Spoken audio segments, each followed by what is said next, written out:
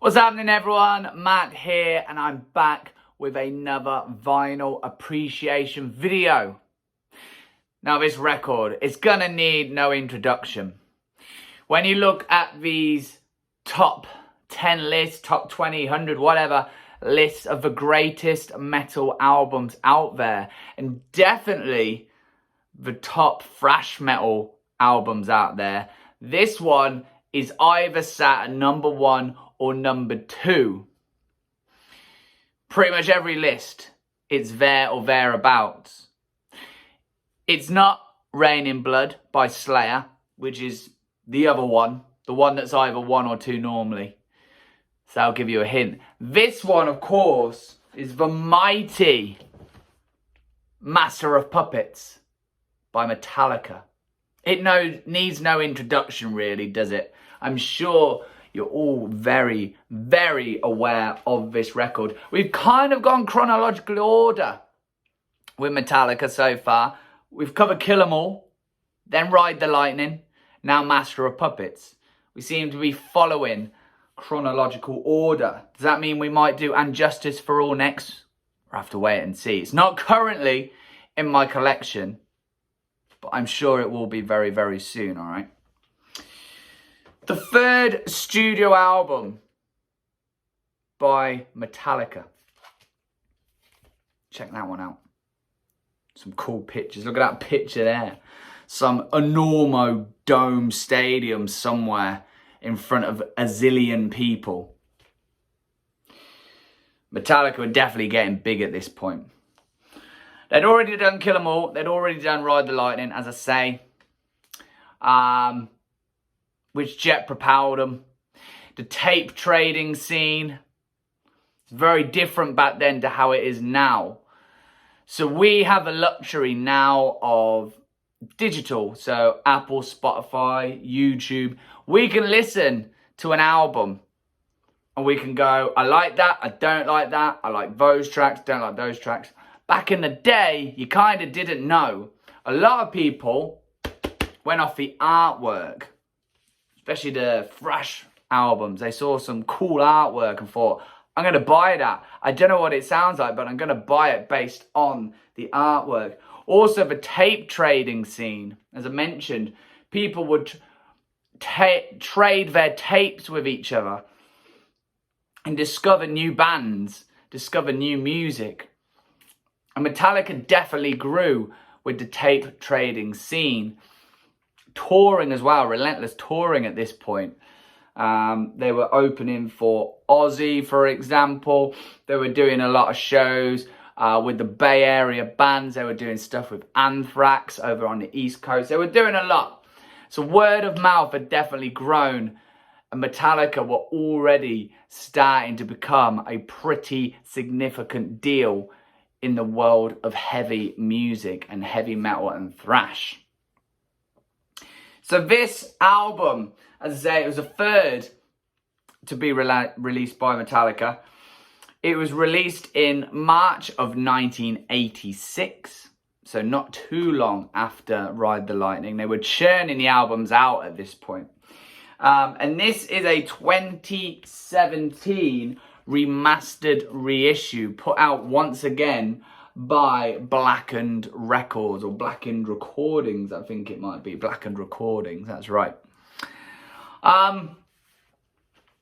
This is a fun fact. This was the first metal album, let me get this right, to be chosen by the Library of Congress for preservation.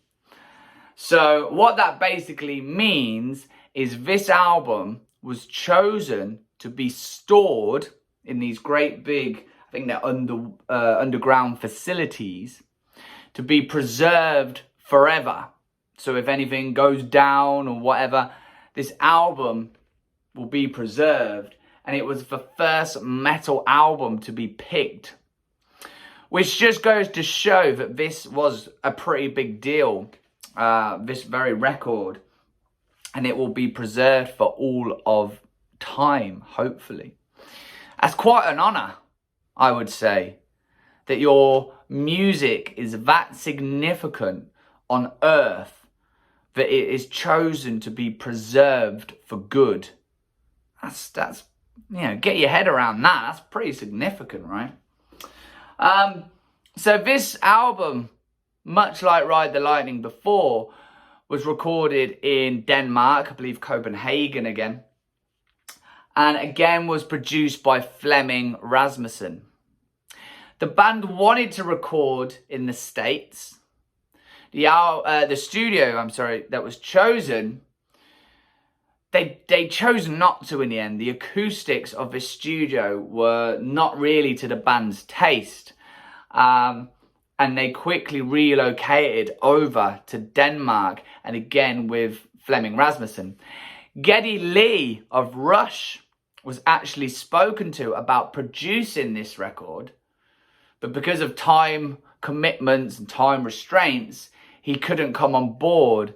So that's why, again, they went with Flemming Rasmussen, who, as I say, produced Ride the Lightning. And back they were in Denmark. Flemming commented that the demos that the band brought in were actually a lot more organised and better than previously. When they did Ride the Lightning, they brought in all these demos that James and Lars had put together, sort of flung them at Flemming Rasmussen, and he kind of had to draw from them, and it was kind of confusing, and you know, it was pretty hard work. Whereas for this one, they'd done the same. James and Lars had written stuff, riffs that they'd put down, better song structures rather than just random riffs that they had to piece together to form a song structures, whatnot. And they were brought into the studio in Denmark, and it made the process a lot easier for Flemming Rasmussen to actually, you know, produce this record. Lars had undertaken drum lessons further.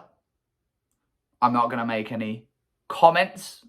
I know Lars is very Marmite. He's a great drummer. He's an awful drummer. You know, I'm going to leave that one there. I have my feelings as a drummer, but I'll leave them there. Kirk had worked closely with Joe Satriani about his playing and actually about producing as well, and learned a lot from Joe Satriani leading into this recording process. The band wanted this record to be perfect. Ride the Lightning was recorded in a very, very short amount of time.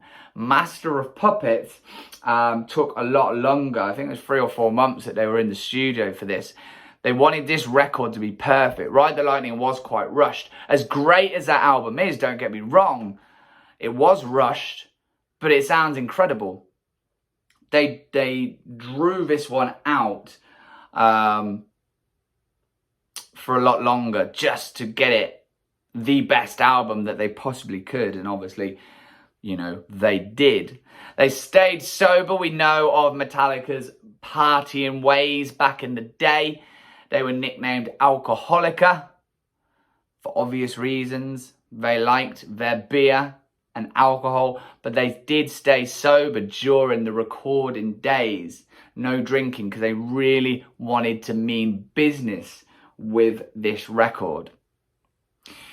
So the band itself, this is that early classic era Metallica. So James Hetfield, vocals and rhythm guitar. Kirk Hammett on lead guitar. Cliff Burton on bass. This would be obviously Cliff's last recording with Metallica whilst on tour. I think this was on the Aussie tour, I believe. We know what happened in Sweden. The tour bus crash, which obviously led to Cliff being killed. So this was the last recording with Cliff Burton. And then, of course, rounding up, Lars Ulrich on drums. We'll have a little look at the artwork, as we always do. I'm sure you're all fully aware of what it looks like by now. Sure you've seen it 100 times, 1,000 times maybe. That big Metallica logo, that classic logo, Master of Puppets at the bottom there. And then we see our crosses. There is a pair of hands, a little bit hard to see right there, controlling the crosses. There are strings attached to the hands leading down to them. There's a little dog tag on one right there. There's also a helmet. And it's these hands controlling. They are the master of puppets. On the back, as I showed you, we've got our track listing at the top. We have that picture, early picture of Metallica looking very, very different to how they do now. This was 1986, remember. A picture of the four of them live. James, Kirk, Lars and Cliff. And then, as mentioned at the start, that enormo dome in front of a gazillion people that we can see the band playing in front of. What a feeling that must be to command that many people. I'm sure they're ripping through Battery or Master of Puppets or something right there in that picture. Inside, we have our lyric sheet right there. All of our lyrics. On the flip, we have who is who. We have a load of thank yous and all your usual production notes, who's who within the company. Production notes down here. And then again, pictures of the four of them playing live. And then a typical Alcoholica picture of the four of them there enjoying the finer things in life right there. So that came inside, and then our inner sleeve is just a paper sleeve. It's 180 gram, this record. Gets side A, it's right there. Can you see? Pretty simple, red Metallica and track listing. There's nothing too much more to it than that. Same on the flip, all quite basic, but it's all about the music, this one, let's be honest. It's Master of Puppets, for God's sake. It's a classic. If you're a metal fan and you don't own Master of Puppets, can you really call yourself a metal fan? I know not everybody out there is a Metallica fan. I appreciate that. Same as not everybody is a Black Sabbath fan or an Iron Maiden fan. But there are certain albums, if you are a metal fan, that you need in your collection. Master of Puppets, Rain in Blood, any of the first 5 Sabbath albums, Number of the Beast. We could go on, let's not. Track listing, side 1, side A, Battery, Master of Puppets, The Thing That Should Not Be, and Welcome Home, Sanitarium. Flip it over, Disposable Heroes, Leper Messiah, Orion, so another instrumental right there, and then Damage Inc. Damage Incorporated. Pick out the bad track there. I think you'll struggle. On Ride the Lightning, of course, we had probably a 1 weaker track with Escape, that kind of poppy, radio-friendly track. We don't get that on Master of Puppets. I don't think there is a weak track at all. I don't think the instrumental Orion is as good as Call of Cthulhu on Ride the Lightning. That's the only real thing I would say.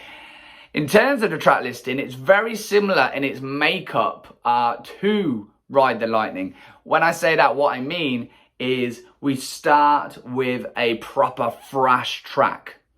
We have Fight Fire with Fire on Ride the Lightning. We start with Battery on this one. Both having an acoustic intro before we just go into riff. We have track 4 is kind of...